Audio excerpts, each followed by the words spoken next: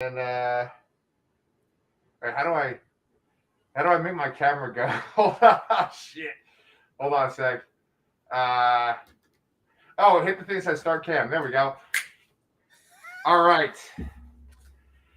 What's up, everyone? I'm Larry Trainer, and we are here for another episode of Comic Books Transformed. I am currently looking for another cosmic being to bond with. And didn't you bond with yourself? What's that? Didn't you bond with yourself? Yes, good thing I have all this toilet paper for all that bonding with myself. But it's actually a little difficult to hear. For those of you guys that are listening on the podcast, I have my head wrapped in toilet paper to look like Larry Trainer from the Doom Patrol, from the Negative Man. But yeah, I try to make things interesting on this show. You all right over there, Brian? Oh shit! Yeah, thank you. Yeah, you know what the good news is that like I could use this again for Moon Knight too. Oh shit! Yeah. Yes, See, I think you're missing you're missing a Hawaiian shirt. That is true. Yes. But I kind of feel like the Invisible Man. But tonight, Brian and I are here to talk about the last 3 episodes of the Doom Patrol Season 3. Here, let me just take this shit off for now because Hulk style. Woo! Okay.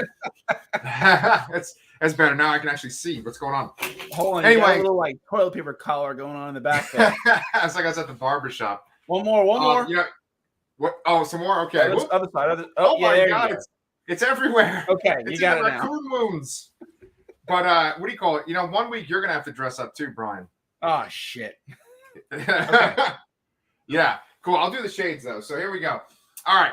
Anyway, let's talk about the last 3 episodes of Doom Patrol Season 3. I think there were some excellent episodes. As a matter of fact, Brian, you were saying that episode 8 was like your favorite besides like the premiere, right? Yeah, I think that was my favorite episode since the pilot. Maybe I don't remember every particular episode and how it affected me, but I just the pilot of the show really struck me. Mm-hmm. And this episode really struck me too. The kind of confronting your trauma. Yes. And it's funny because I don't think we even mentioned this, but I was wondering if we were going to see Brendan Fraser and Matt Bomer at all in this season, because usually they pop up in at least one episode. So right. I was very glad to see them, and honestly, that was some of the best character work in the series in this episode, I think. So just for anyone that's kind of like watching that hasn't gone with us for every single episode, the episode in episode 8 was entitled Subconscious Patrol, and it's essentially where the Sisterhood of Dada was able to carry out the eternal flagellation, and so everyone gets to confront their subconscious selves. And so for our group, for our team, Cyborg remembered a time when he was in a toy store or just like a convenience store, and he was looking for a black superhero action figure, and he couldn't find one.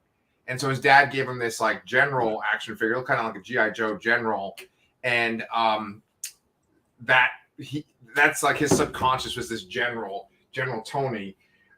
For Jane, she switched places with her, the girl Kay, but it was like an adult version of Kay, and they were on a set that was kind of like, what's that show? Avenue Q? Was that the show that was like the yeah.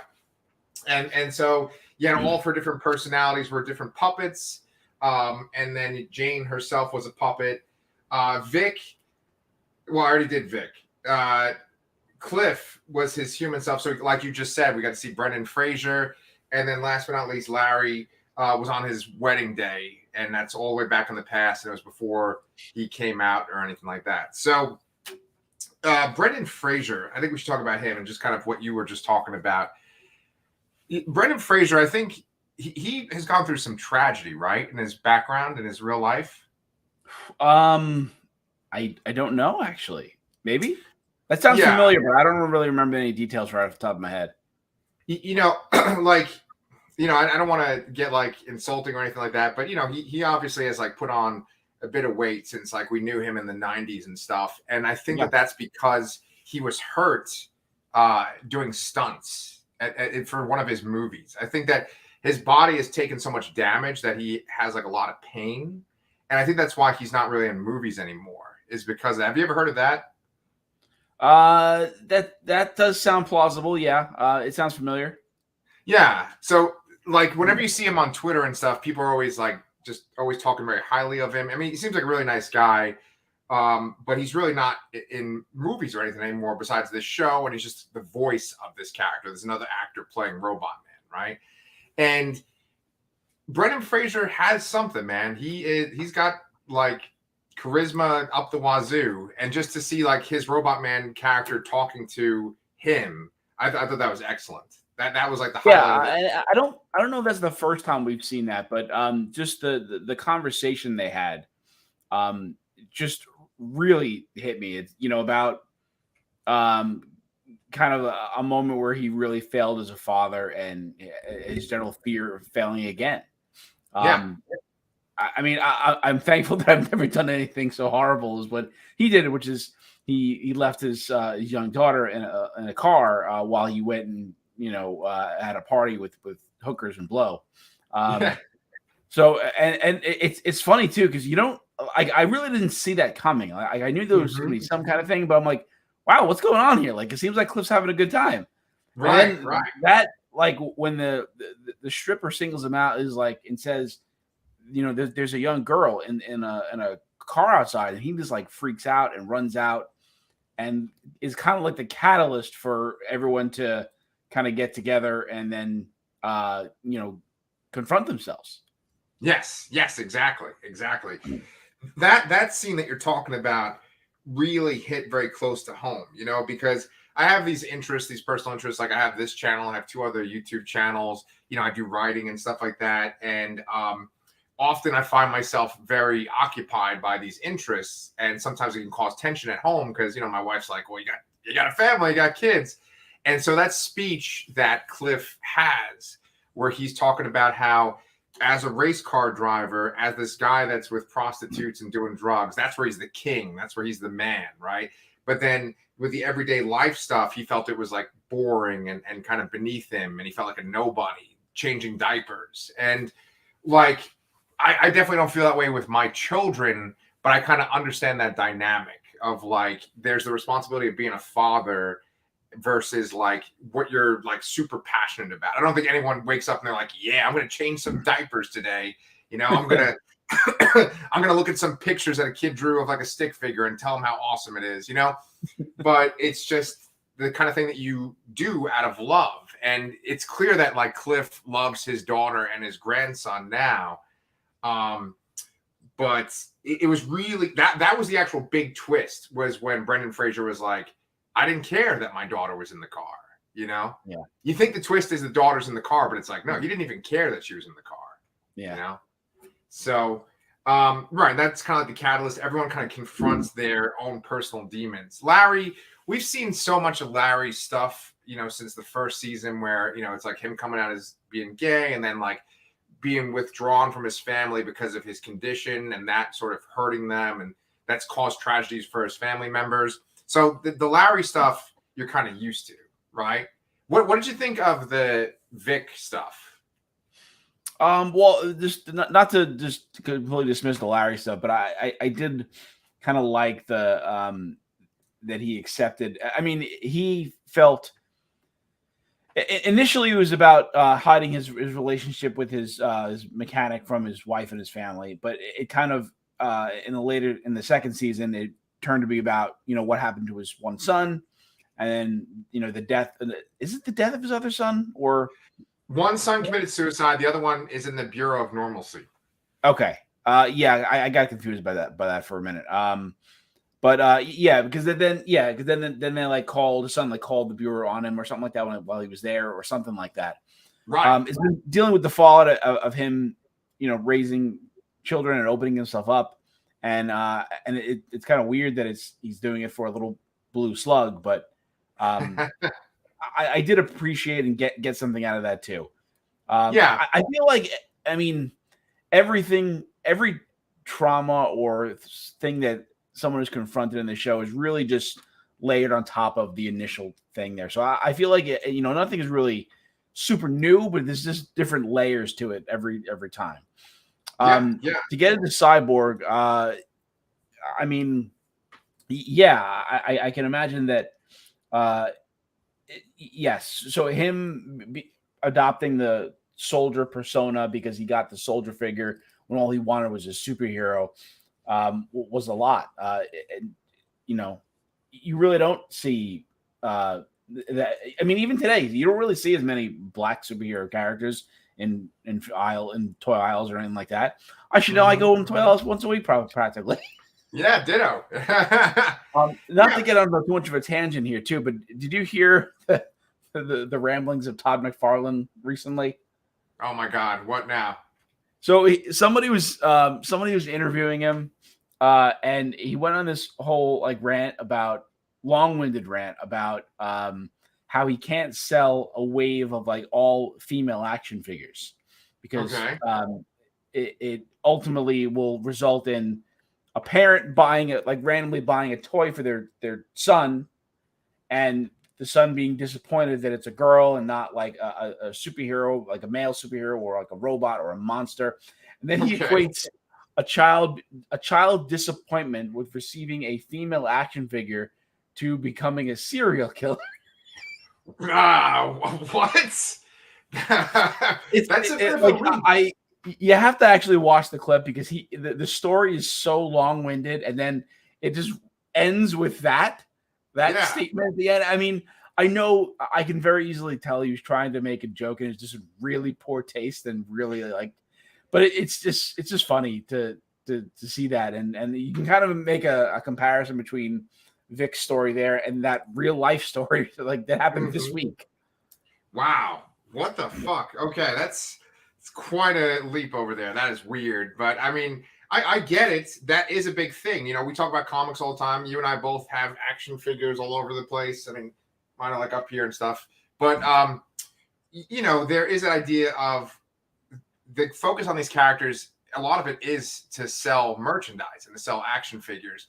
And that certain characters, because they're not white male characters, get put on the sidelines because they don't sell as many action figures. And I do think that there has been a change, and they have proven that boys will buy female superheroes, white boys or girls will buy African-American superheroes. I think that we're kind of moving past that point. Yeah, but there's definitely been some strides to have some more inclusivity in the action figure boys aisle, Right. It's interesting though, because and I wanted to bring this up because we don't usually go this deep and stuff, but I feel like with Doom Patrol, they bring on the race issue with Cyborg, and the race issue, it's so weird because it could be something very, very serious that you really need a serious show to discuss. And I think that the Doom Patrols, it talks about serious issues, but race is its own other thing. That's a country's issue versus individual people going through trauma. Of course, people go through trauma because of racism too. But it's just sometimes with this show, when they focus on the race issue with Cyborg, I feel like it's almost treated like an afterthought, or it's not given the seriousness of it. And this is about as close as they get to being serious, is showing that Vic wanted a black action figure and he couldn't find it on the shelves. Totally agree. And I think it's interesting because you mentioned that there aren't a ton of black superheroes, but for the ones that there are, that we read the comics of, Cyborg usually does not deal with the race issue in comics. Cyborg is been part of the Justice League for years now, and they're treated kind of like gods. And Cyborg's main issue that he faces is what he always faces in adaptations too, which is he doesn't have a body, right? He only has a couple of human parts, and he has that kind of body horror thing going on. They don't really go into the race aspect in any of his stories. Yeah. So I like that though, because with all the Doom Patrol characters besides Cyborg, they elaborate and they make them more than just their issue. They make Larry about homosexuality, and then there's also his Negative Man thing. and Cliff is about being a deadbeat dad, and he's also a brain in a robot body. So with Cyborg, they added that extra dimension where he's got that robot body horror stuff, but then he also has this race issue. They're just they use it with very delicate gloves, right? You know, they don't really go into it. I agree. That's my little soapbox. So, with that being said, I don't think we covered all of them, right? We didn't talk about Jane. What did you think about Jane? I like Jane's a lot. I feel like Jane's has the most kind of mystery to it that has kind of a little bit left unsolved. Yeah. You know, there's the contrast between, you know, do they want Kay to get better and what happens to them, to the personalities if she does. Right. And I think, you know, at first it seems like Jane did want Kay to take over and you know, eventually and get better. But it seems like they kind of did a 180 for a little while, at least, where it seems like she was subconsciously holding her back. But it seems like they came to some agreement there in resolution. But so there was like a deal made with some of the personalities, because the personalities left. They went to go join the fog. And in order to get them to come back, because without the personas, the underground was crumbling. Jane seemed to have struck a deal with Dr. Harrison. Right. And are they implying that the deal was that Dr. Harrison would become the primary? That's what it seemed like in the finale. There was a line like that where they were like, "Oh, you struck a deal, and now she's the main one that goes up instead of Jane." But it didn't seem like she had taken over at any point in that last episode. Yeah, it looks like Jane ran out while they were clearing out the wreckage, and she took over because she needed to at the moment, because I think they were fighting the Madame Rouge baby at the time, right? yeah, that's in the next episode too. Oh, but yeah. So I was just trying to see if there's anything else I wanted to talk about with this last episode. I mean, I definitely want to talk about Jane and everything that happens with her, because I have some questions about Jane too. But ultimately, the dialogue was like super sharp. And I was going to ask you a question too. I didn't write this in our notes, but Greg Berlanti, right, the guy that is involved with the CW DC shows, right? I think he was like the executive producer on Arrow, right, and Flash. He's connected to this too, right? Yeah, he's the executive producer for the show too. Yeah. Yeah, it's interesting because one of the problems I always had with CW shows was that I felt like they went on too long in a season, and that the characters would kind of contradict each other. And you were just talking about like kind of how the Jane's personality is kind of flip-flopped a little bit in these episodes. One of the things I like about this show is that you don't have that kind of they're flipping their motives kind of thing. It's because it's probably because there's a smaller writer's room, because there's a smaller amount of episodes. So I mean, it's still possible and can happen, but you know, when you're writing the 22 episode season or whatever the heck those shows go for these days, you know, I imagine that there's going to be some contradictions. I think it happens in comic books too. You know, when you're writing simultaneous storylines. Yeah. Right. And you know, it's funny because like we talked about this before, but the guy that's the showrunner for the show, Jeremy Carver, I think, right? He was a showrunner on Supernatural. He was a writer on Supernatural for a really long time. And Supernatural itself, even though it has a lot of those trappings of a CW show, was still different from other CW shows. And I think that this is different from CW DC shows. And not just the fact that they can curse and stuff. I just think it's like more mature and really just goes all in, just swings for the fences, you know? Yeah. It's the weirdest show I've ever watched. Oh, I mean, I've seen some David Lynch stuff. I've watched like Twin Peaks: The Return. You know what? Has anything in David Lynch ever fought a giant testicle, or seen a giant cockroach and rat make out or something like that? Or that's a really good point, man. They might have trumped David Lynch with that shit. That's true. The sex ghost orgy. I mean, like, there's countless things the show has done that has been insanely weird. That is true. I don't think I've ever seen a David Lynch thing where they shoved a baby up into a man's pregnant body before. So take that, David Lynch. You think you're so on the fringe and so weird, but nah, we got you beat. So, all right. So then we have our Evil Patrol, episode 9. And that's where we get a lot more of Monsieur Mallah and the Brain. And so are you fans of those characters by any chance? Yeah, I like it. And fun fact, I just learned this a little while ago. The voice actor for the Brain is the actor who plays Robot Man in the robot suit. Oh, that's cool. Yeah. That's kind of cool because, like, you know, Cliff and him are kind of similar too. So that's awesome. I like that a lot. Yeah, and it makes the scene where he's where the Brain is in Cliff's body like even funnier, honestly. Yeah, that's so cool. It's like the guy that does the body is doing the voice there too. That's cool. That's cool. And he could really sing too, right? He sings that French song at the end of this episode too. That was a good song, man. Yeah.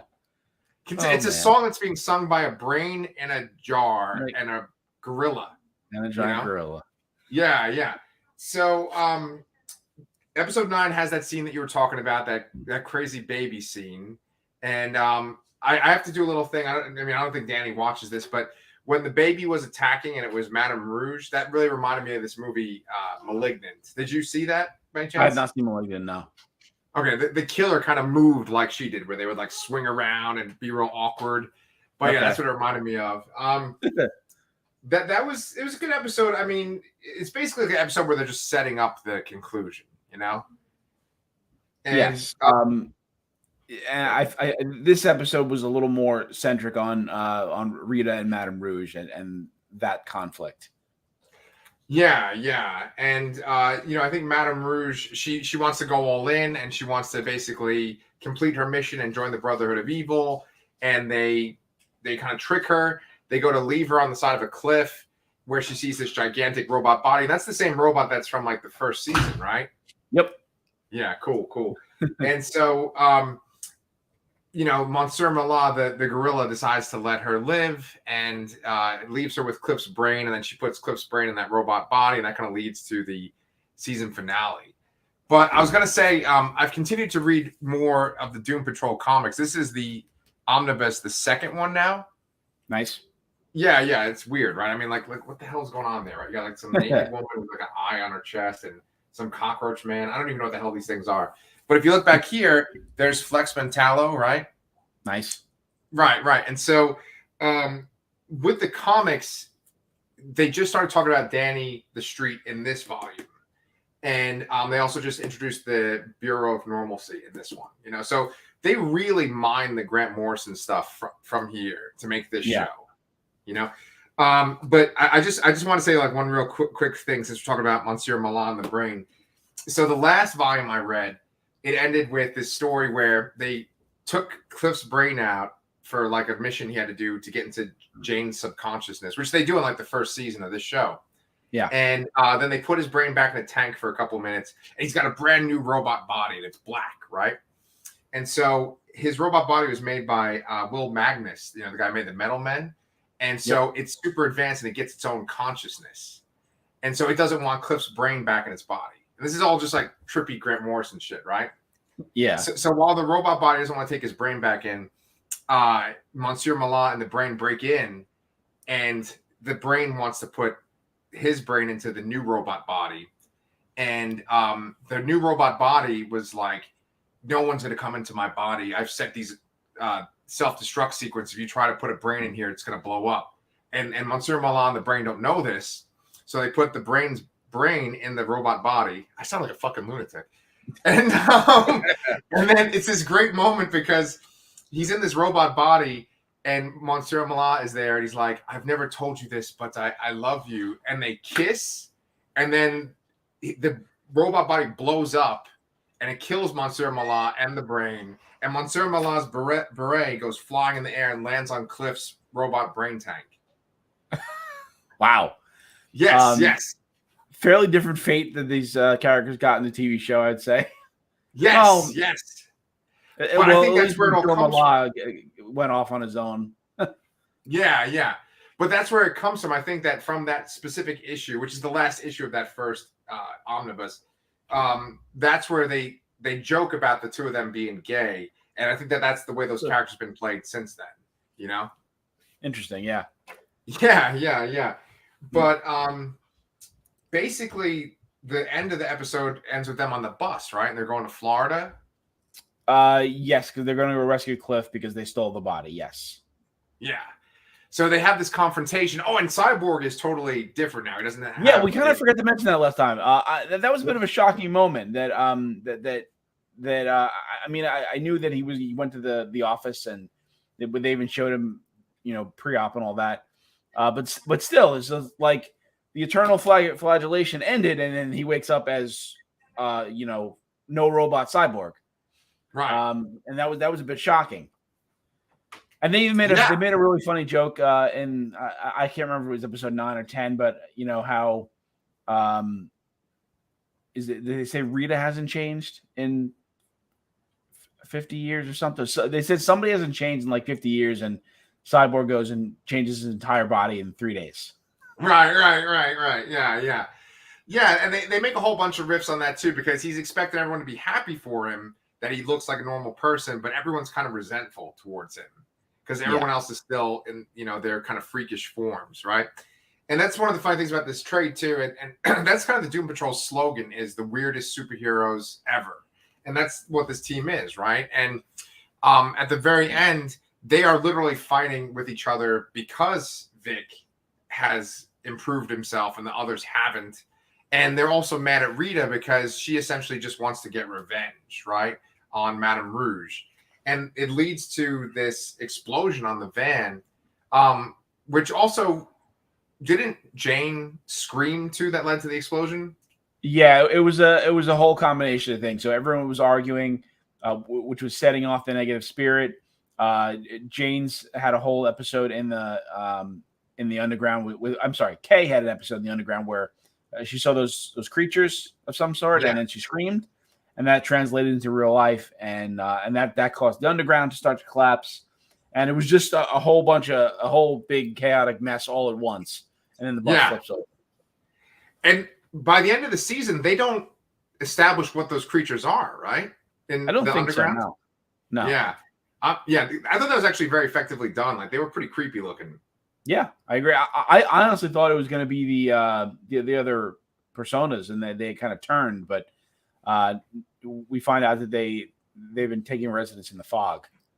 Yes, and that's actually, I think, that maybe the first scene in episode 10, which is the finale, entitled "Amends Patrol," which is really wrapping up a lot of storylines, And so we start off right away. Shelley Byron from the Sisterhood of Dada is there.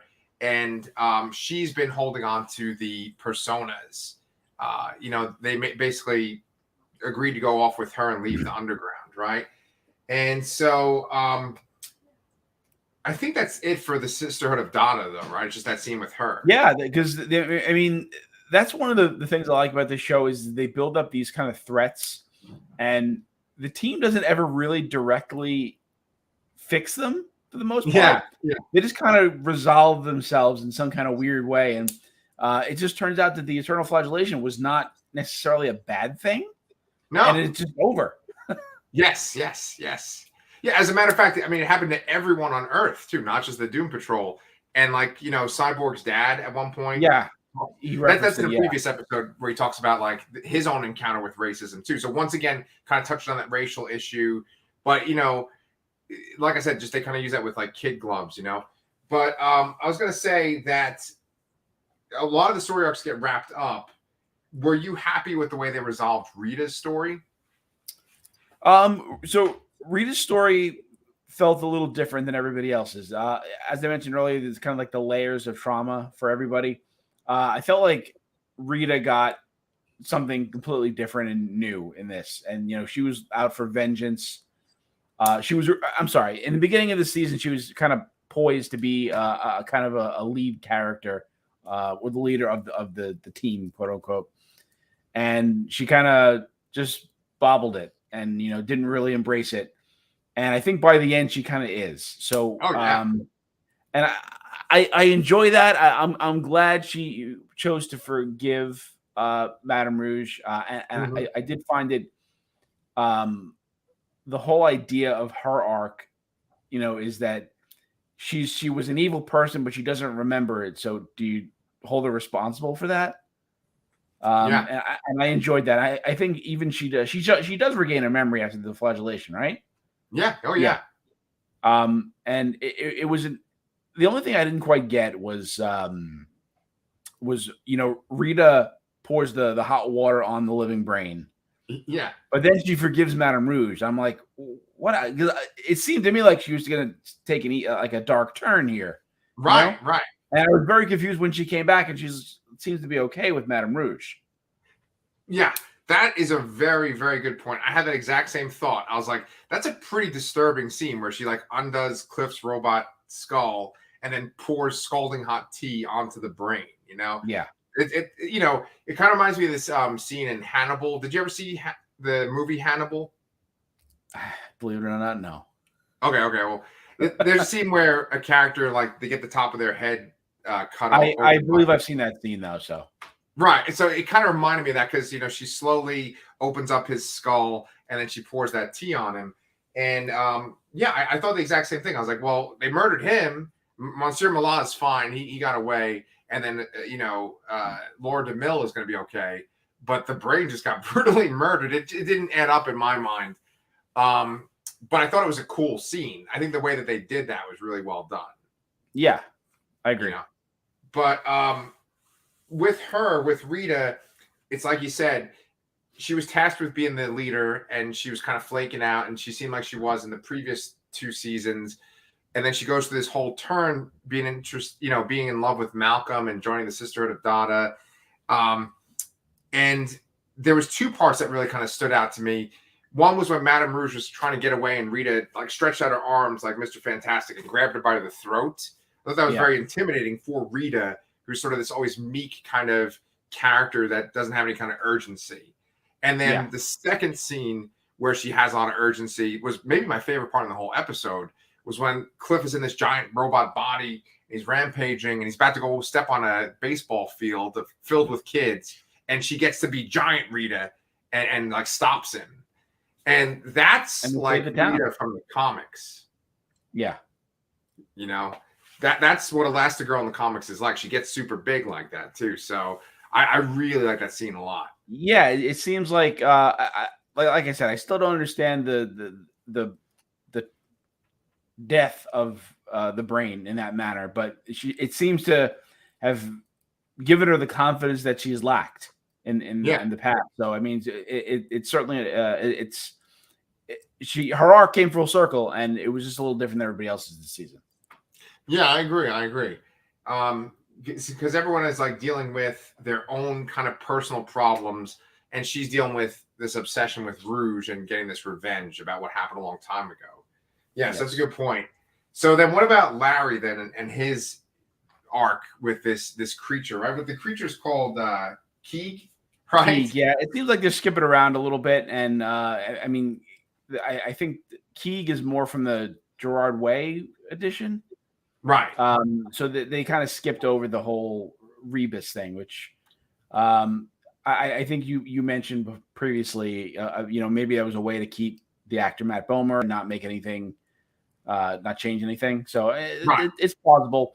But I think having Keeg there is kind of indicative. I can't say the word. Indicative. Yes, that we're going to start getting some of the Gerard Way stuff in season 4, or a decent amount more of it. Yeah. Because I mean, like I said, I've read the first one of these, and I'm just starting this one, and I feel like a lot of the stuff has already been mined from both of these, and I think that's Grant Morrison's entire run. So I think they have to start going into the Gerard Way stuff. And I actually really liked how Larry bonded with Keeg, because essentially Cyborg went to go take it upon himself, and he was going to become like Larry. And then Larry kind of sacrificed himself, and he locked away Cyborg and bonded with the creature. So I like that. It's like he's taken on this burden once again. And he's empowered the way that the Negative Woman was, in the original. He was flying around he was using the power of the negative spirit rather than separating it from his body. Yes. Yeah. So, I mean, that's a good spot for him. And then finally we have Cliff, and then we have Jane, of course, too. But for Cliff, he's just, I mean, the last episode, he had more going on with his character arc prior to this episode.